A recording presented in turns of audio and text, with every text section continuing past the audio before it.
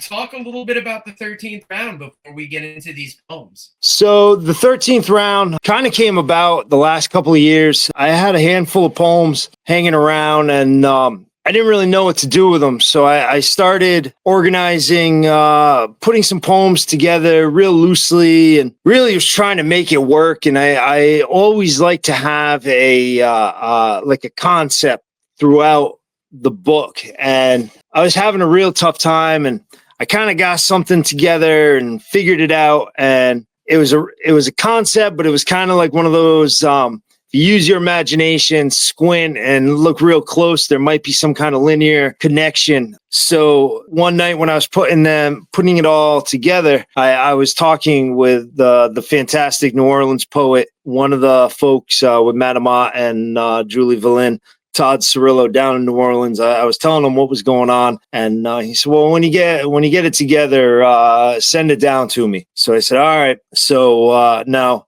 to understand my appreciation of Todd, like, this guy just writes the perfect poetry, like poetry that I want to read. Any book that Todd puts out, I've always felt was written for somebody like me. That's how close I feel to the images that he puts together. So I sent him this book, and he's got a great eye. He's always able to fill in the gaps of my work. So I send it to him, and a couple days goes by, and then he gets back in touch with me, and he says, "Hey, you do have a book here, but it's not the book that you thought that you had."